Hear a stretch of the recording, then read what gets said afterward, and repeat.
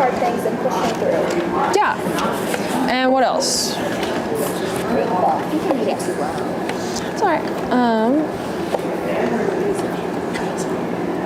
So what does it mean to be in the resilient zone? Do you guys remember for this morning? Can we put down the pencils just for right now? You're just Put down the pencils for right now. Yeah?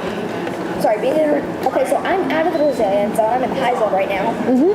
So in the resilient zone means you're like kind of neutral on emotions. You're not too hyper. You're not too tired in a way. You're not too excited. You're not too like mad. You're like you're in the middle. Like you're the happy. Yeah. The mad. The sad. You know, Yeah. like you're just meh. Yeah, no, that was really good. What are some examples of like being in the resilient zone? You can popcorn, you guys can just say it. Mad. Angry, yeah, mad. Irritated, anything else? Stressed, yeah, you can definitely be in the high zone while being stressed. What are some emotions you have that get you just really fired up? What do you think? Mad, yeah. Completing a test correctly and getting 100% makes me happy, like really happy. Yeah, so excitement. Median with thumbs. I'm kind of in the middle zone right now. Bing, bing, bing, bing, bing. Where are you guys at? Are you always the same? Where are you at right now? What? Are you always the cipher? Yeah. Basically, yeah. Okay. Get used to it. I've gotten used to it. All right. Doesn't matter. So, I want everybody. 6, 7, 8, 9. Everybody partner up, and then we're gonna have one group of 3. But we can do that in a minute. So what we're going to be doing is this kind of all right, put the pencil down for now. Kind of a brainstorm note catcher about a certain scenario, including the resilience zone and the highs and the lows, and just kind of stressful events and how it can change person to person. So you guys can go ahead and move. Just stay at the table, You can work in like with a person like you two together, you two, and these 3 can work together or something. yeah, that'll be fine. I think that'll be good. Take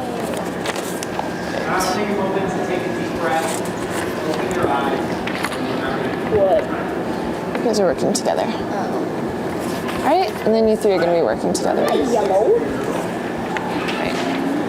I'm a fool. Come on, we're going to be doing this. Okay, so it's going to start up. So this morning, can somebody read the first 2 lines for me? Can somebody raising their hand read the first 2 lines for me? Lutza? This morning, PJ's day got off to a smooth start. Delicious, nourishing breakfast. Next 2 lines for anyone? Yeah. Feeling great about how they look. Homework done and backpack ready to go. And then the last line?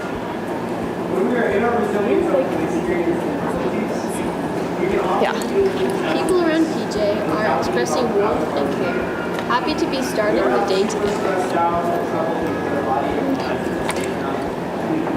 Alright. So then they're all together, or PJ is now at school and he's happy to start the day. So as we're going through, as you go through your day, it's easy to find kind of a trigger or like a stressful event happens. Can somebody read what happens to PJ when he arrives at school? Anyone else? Mitya, can you read what happens when PJ goes to school? PJ arrived at school and 2 good friends walked right past without speaking or looking at PJ. Okay. What zone would that put you guys in? If you're like walking through? The low zone? You can popcorn. High zone. The high zone, kind of angry, yeah. Eli, can you read PJ being bumped to the high zone? PJ feels embarrassed and left out, and a surge of anger rises up inside. PJ starts to yell at her. Okay. So that's kind of an example of what London said about like that event pushing you really into the high zone. And then the low zone, PJ being bumped to the low zone. Lena, can you read that one to me? PJ feels embarrassed or left out, and a surge of anger rises up inside of him. That's all. Oh, yeah, the low zone one. PJ's spirit sinks to some negative self-talk and starts, they only like me, being with each other, they don't really like me. So that's the example of taking that and going to the low zone like Mutsa said. And then I've already read some. Maddox, can you read what happens if PJ were to stay in the resilient zone and kind of react neutrally to that?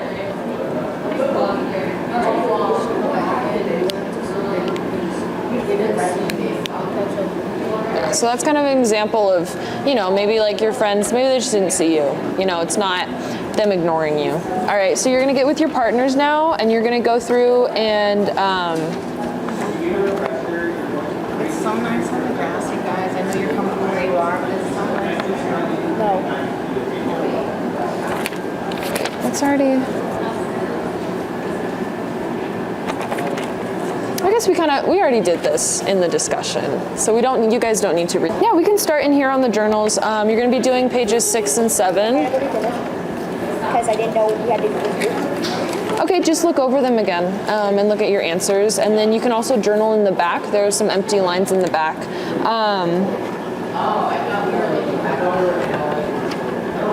But yeah, we're going to be turning.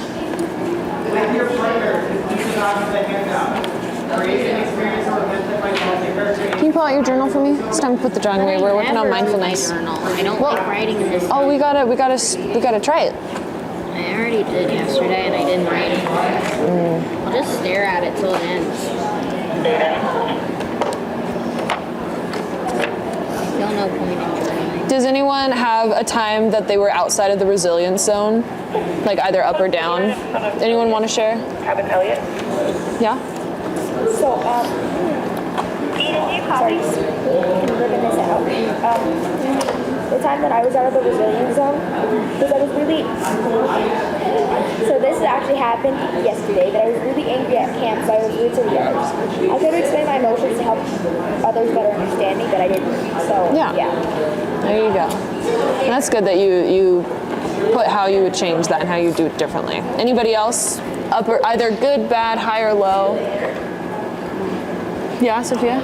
Often when I'm stressed, I go to the high zone and I'm really like irritable and lash out at just everyone. Yeah. And I don't feel like I'm often in the low zone. Like when I'm scared or mad or stressed, I'm often in that. Yeah, definitely. I feel like I'm in the high zone more than I'm in the low zone, good or bad. Yeah. Anybody else, either good or bad, high or low, have an example? When he bumped to the low zone, he felt negative and started self-talking negatively, and then he, at the end, he felt relieved, pretty much. In the high zone, he was panicked and he was feeling pain and he was angry, and to help him, he regulated his breathing, and then he was in the low zone and he was sad and upset, and then he stayed in the resilient zone because he accepted it. Was that PJ's friends ignored him. When he was in the high zone, PJ felt embarrassed and left out, and he got angry and lashed out. A possible help now strategy, we just said he stayed calm and breathed through it. The low zone, PJ felt like depressed and negative about himself. And then in the resilient zone, PJ felt calm and thought the best of the situation. For trigger or stressful event, we wrote that PJ was ignored by both of his two good friends. Then when it bumped up to the high zone, he felt embarrassed and his anger rise. Then he yelled out at his friends. And to help, he uses resourcing by thinking about how he spends good time with his friends. Then if it bumped to the low zone, he felt sad that he was ignored and he reacted by negative talking to himself. And if he stayed in the resilient zone, then he felt calm and collected, and he reacted by acknowledging of what actually happened and didn't allow his emotions to get the better of him.